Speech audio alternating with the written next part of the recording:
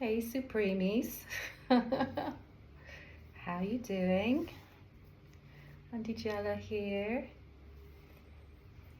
Today I'm at my parents' yard indulging in some sewing therapy, some mindfulness where I'm really focused on taking something from the one-dimensional, creating something beautiful in the three-dimensional. Something I used to do. It's something I've done since I was 5 years old, and I taught myself to knit from a book. And I give thanks for the patience that it's given me throughout my life to have to sit and focus either on a needle and thread, fabric and a machine, sewing, or knitting with 2 needles and yarn, and focusing and concentrating. It's been an amazing training for my mind, but something beautiful comes from it.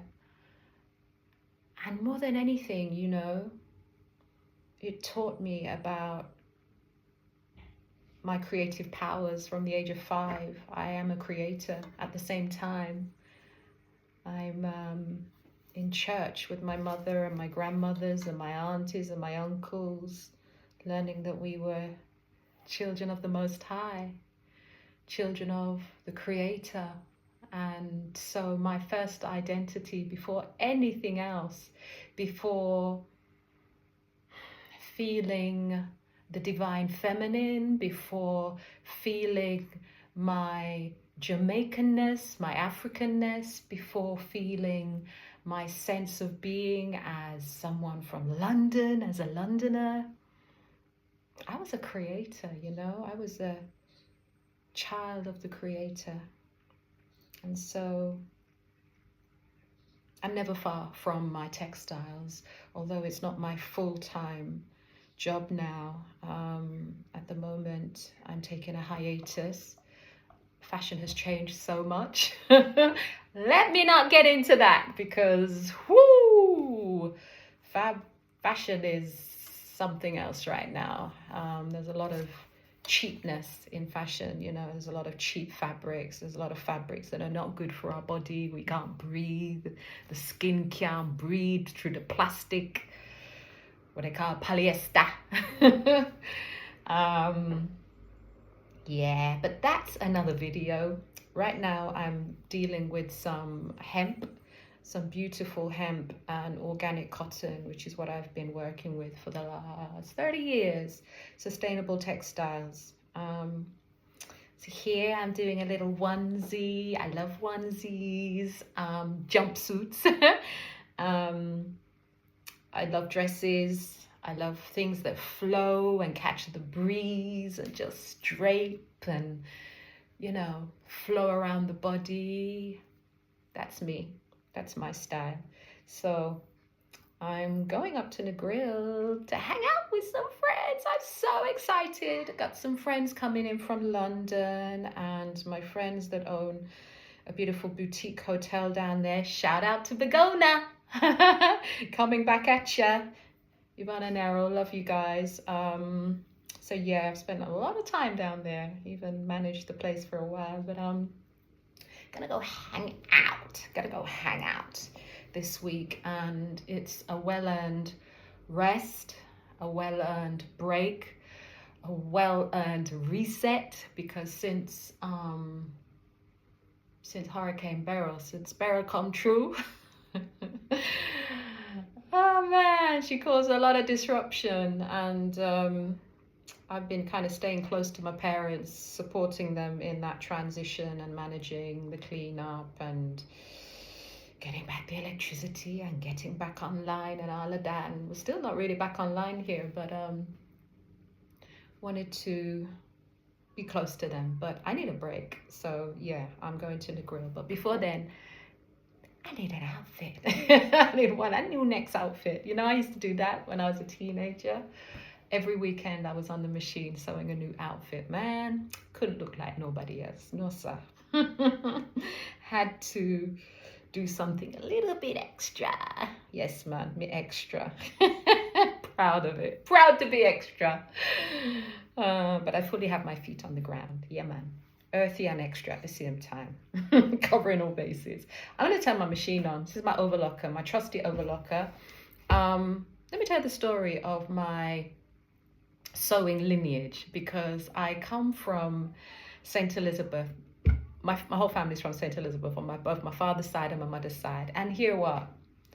I grew up with my grandmother in London. After they moved to London, I grew up in a house in Camberwell, and they worked for a production company called Nat Shine, a Jewish production company. And that's back in the day, in the 60s and the 70s, when production was still local.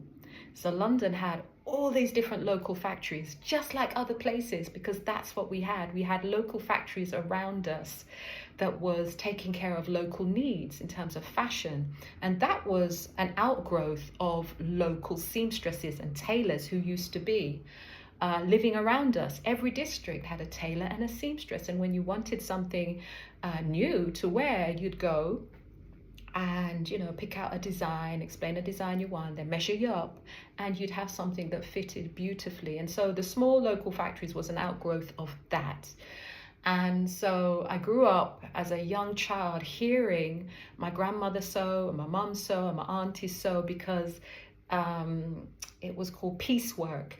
They'd have their machines in their yard, in their houses, and the factory would bring clothing that was already cut, CMT, cut, make and trim. Yeah, they'd bring it, it's already cut, and the women would sit there and make the clothes, and they'd come and pick up the finished garments. And so this was a way for women to work and still take care of their children as well, and have their children around them.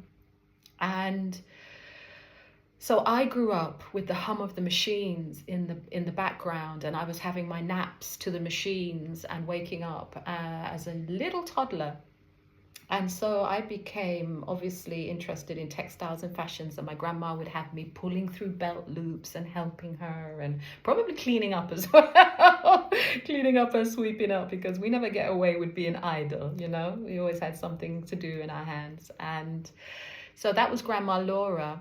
And on the other side, my Grandma Loris, which I never knew, my mum's mum, because she passed from cancer before I was born. And in fact, it was when my mother was a baby. So, and that's another story. That's another video.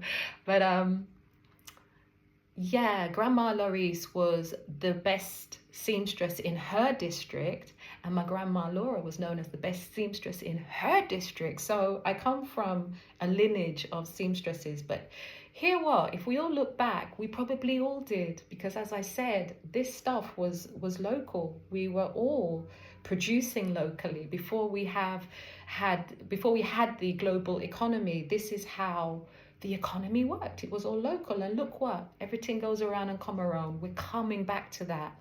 And part of my mission in Jamaica is to support that, coming back and supporting people in getting the training and producing, being producers again, you know. And here we are in a time where everybody identifies as a creative, and there's nothing more satisfying than picking up something or having an image in your head, having something beautiful in your head, and working out step by step how to manifest that. There is nothing more satisfying than that. It can be fabric, it can be with food, it can be with metal work, it can be with anything, you know. How do cars come about? You know, someone had to think about it. How do machines come about? Someone had to think about it. And so we need to be producing more in Jamaica as a developing nation, you know, and not relying so much on outside sources, because that's how jobs are created, you know, when you are producing something. So yeah, just bring a bit more balance back into the economy, not so much imported goods, when we could be making them ourselves. So anyway, I'm going to put my machine on. I hope it's not too much of a disturbance. Or actually, let me say goodbye now. Let me say goodbye, and maybe I'll show you the finished results, or maybe you'll see it in the grill. One love. Namaste. Peace. Hetepu.